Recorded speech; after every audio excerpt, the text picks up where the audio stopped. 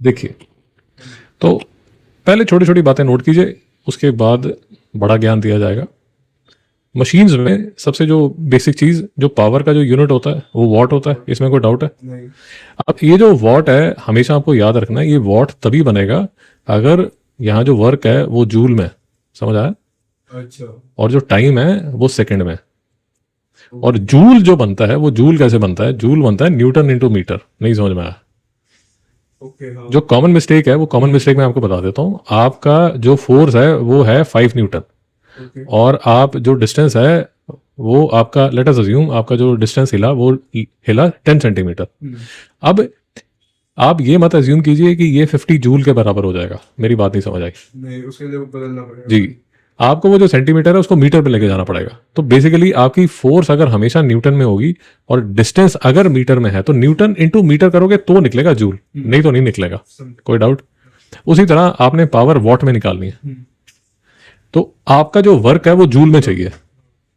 उल्टे सीधे काम करोगे, सो फॉर एग्जांपल आपने यहां पर, मैं क्योंकि एक और कन्वर्जन जो हम यूज करने वाले हैं इस चैप्टर में, मशीन्स में एक और कन्वर्जन जो यूज करने वाले हैं वो भी नोट कर लीजिए। वो कन्वर्जन ये है कि आप आईसीएसई सिलेबस में जो बार बार जो टर्म यूज करेंगे, वो टर्म यूज करेंगे KG force, TGF। KGF, KG force. नहीं समझ में आया? हाँ जी। अब उसमें जो कन्वर्जन लगती है, वो कन्वर्जन ये लगती है कि 1 केजी फोर्स जो है वो एक, बेसिकली ये जो 1 केजीएफ है, इसको जो जो भी टर्म दिया हुआ है, सो फॉर एग्जांपल अगर लेट अस अज्यूम आपको 5 केजीएफ दिया हुआ है, तो ये जो कन्वर्जन आपने करनी है, तो केजीएफ को आपको मल्टीप्लाई करना पड़ेगा, या तो मल्टीप्लाई करना पड़ेगा 9.8 से, 9.8 मीटर पर सेकंड स्क्वायर से, या आपको मल्टीप्लाई करना पड़ेगा 10 से। यूजुअली क्वेश्चन में लिखा होगा कि आपको किससे मल्टीप्लाई करना है। अगर नहीं लिखा हुआ तो आप 10 से करके उसको गाड़ी आगे चला सकते हैं। 10 से बस। जी जी जी। यूजुअली आपका जो पेपर होगा उसके फर्स्ट पेज में जहां इंस्ट्रक्शंस लिखी होती हैं, वहां वो जी की वैल्यू दे देता है। और जो क्वेश्चन है उसमें भी या तो वो लिख देते हैं कि जो जी है, अगर केजी फोर्स लिखा हुआ है, या तो वो बोल देंगे कि सर जी जो है वो 10 ले लीजिए। बट अगर क्वेश्चन में कुछ नहीं लिखा हुआ और पेपर के बिगनिंग में जो इंस्ट्रक्शंस लिखी हुई हैं वहां पर 10 लिखा हुआ है, तो आप आराम से 10 ले सकते हैं। ये बात समझ आ गई? अगर मतलब ऐसे कुछ मेंशन नहीं किया है तो 9.8 लेना है, 10 लेना है?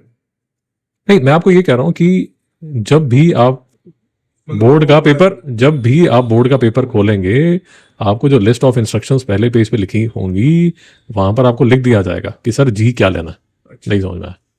क्योंकि ये जो जी है, ये हमें वर्क पावर एनर्जी में भी यही जी लेके आगे चलना है। बात समझ में आ गई? तो यहां पर वो लिख देंगे। तो 1 केजीएफ आप, मतलब जो कैलकुलेशन इजी करने के लिए 1 केजीएफ 10 न्यूटन लेके गाड़ी चला सकते हैं। बात समझ में आ गई? तो मैं आपको ये कहने की कोशिश कर रहा हूँ कि अब जैसे मशीन्स का आप क्वेश्चंस कर रहे हैं, अब उसमें जो लोड और एफर्ट है आईसीसी में, वो केजी फोर्स में चलाते हैं। जब वो लोड और एफर्ट की बात करते हैं तो बीच बीच में वो वर्क की बात भी करते हैं। जब वो वर्क, क्वेश्चन देखेंगे, जब वो वर्क की बात करेंगे तो आपका लेट अस अज्यूम जो एफर्ट है वो आया केजी फोर्स में, और जो वर्क आपने निकाला, लेट अस अज्यूम एक छोटा सा एग्जांपल ले लीजिए। सो फॉर एग्जांपल आपने, लेट अस अज्यूम आपने जो लोड निकला वो आपका निकला 10 केजीएफ। मेरी बात समझ में आई? अब आपने क्या किया, हीरोपंती करके ये जो लोड है, अच्छा, another thing that you need to understand is, ये जो लोड और एफर्ट लिखा हुआ है ये बेसिकली फोर्स है। ये न्यूटन में या केजी फोर्स में लिखी जाएगी। मेरी बात नहीं समझ आ रही? आईसीएसई वाले इसको केजी फोर्स में लिखते हैं। आईसीएसई वालों की आदत है, वो केजी फोर्स को छोड़ते नहीं है, और मुझे नहीं समझ आता क्यों नहीं छोड़ते। न्यूटन को KGF में इसमें। जी जी जी। तो आपको केजी फोर्स को किस में कन्वर्ट करना पड़ेगा? न्यूटन को, न्यूटन में क्या फैक्टर लगा के, जो मैं ये जो जी वाला, और मैं आपको ये बता रहा हूँ कि इसमें अगर 10 मीटर पर सेकंड स्क्वायर लेके करेंगे तो आपकी जो गाड़ी है वो इजी हो जाएगी। कोई डाउट है यहाँ तक सर? पक्का? अब मैं आपको ये बताने की कोशिश कर रहा हूँ कि कोई क्वेश्चन आया जिसमें उसने लोड निकालने के लिए बोला, आपने लोड निकाल, तो ये हमें, इसमें तो हमें कोई डाउट नहीं है कि जो मैकेनिकल एडवांटेज है वो लोड अपॉन एफर्ट है। जो लोड और एफर्ट है आईसीसी के न्यूमेरिकल्स में केजीएफ में ही होता है। अगर केजीएफ में है तो न्यूटन में लेके जाना पड़ेगा, बट अगर न्यूटन में है तो न्यूटन में ही रहने दीजिए, फिर उसके साथ उंगली मत कीजिए। नहीं समझ में आया? तो ध्यान से देख लीजिए किस यूनिट में, किस दुनिया में आप। जी बताइए। हाँ हाँ, load, yes yes, correct, absolutely correct, शाबाश। कि ये जो है लोड और एफर्ट जो है उसका यूनिट है, बट एमए जो है वो है यूनिटलेस। क्योंकि वो क्या है, रेशो। नहीं समझ में आया? ये यूनिटलेस है, ये भी यूनिटलेस है, ये भी यूनिटलेस है, और जो आपकी एफिशिएंसी है वो भी यूनिटलेस है। मेरी बाबू यहां तक कोई डाउट?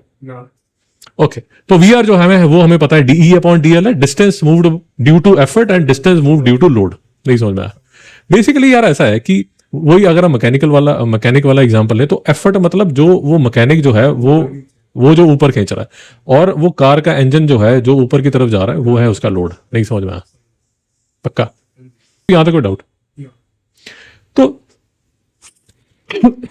जो एफिशिएंसी है that is work output upon work input. कोई डाउट? अच्छा, ये डेरिवेशन है क्योंकि वर्क आउटपुट जो वर्क है वो load into distance move due to load है, effort into distance move due to effort है। नहीं समझ में आया? तो लोड अपॉन एफर्ट जो है ये वाला जो ये लोड अपॉन एफर्ट जो है ये किसके इक्वल हो गया? ये इक्वल हो गया एम ए के, और ये जो डीई अपॉन डीएल है ये किसके इक्वल हो गया? 1 अपॉन आर के। तो बेसिकली कई बार एग्जाम्स में विनीत बाबू आपसे डेरिवेशन मांग लेंगे कि भाई यस कि प्रूव करो कि जो एम ए है वो वी आर इंटू नीटा होता है, एफिशिएंसी होता है। नहीं समझ में आया? या ऐसे करके लिख देते हैं derive a relation between efficiency load and effort, या ऐसे करके लिख देंगे derive a relation between efficiency mechanical advantage and velocity ratio. कोई डाउट यहां तक? पक्का? ओके, तो इतने ज्ञान के बाद थोड़ा सा ज्ञान और।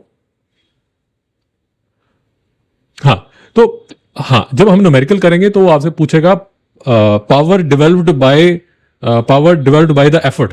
So power developed bye effort, अगर आपको बात समझ आई, आपने फॉर्मूले यूज करके तामझाम करके आपने एफर्ट निकाल लिया, ये आपको चाहिए होगा एफर्ट निकाल लिया। अगर ये अननोन है, या आपने डिस्टेंस बाय एफर्ट निकाल लिया, तो अगर पावर डिवेल्प्ड बाय एफर्ट निकालना है तो आपको एक तो एफर्ट चाहिए, एक साथ में डिस्टेंस चाहिए। डिस्टेंस और एफर्ट को मल्टीप्लाई करोगे तो वर्क बाय एफर्ट आएगा, और work by effort upon time अगर आप करोगे तो आपके पास आ जाएगी पावर। नहीं समझ में आया? कोई डाउट है? ये हमने डिस्कस कर लिया। ओके, एक चीज और याद रखनी पड़ेगी, थोड़ी चीज याद रखिए, अब 5-6 न्यूमेरिकल करेगा तो समझ आनी शुरू हो जाएगी। एफिशिएंसी चेंज हो सकती है, एफिशिएंसी 100% से ज्यादा नहीं हो सकती। 100% जो है वो मैक्सिमम होती है, उससे कम ही होगी, उससे ज्यादा नहीं होगी। एफिशिएंसी चेंज हो सकती है, वेलोसिटी रेशो हमेशा सेम ही रहती है। मतलब एक पुली जो है अगर उसकी एफिशिएंसी 100% है या 80% है या 90% है या 60% है, उस पुली का वेलोसिटी रेशो जो है वो कांस्टेंट रहेगा।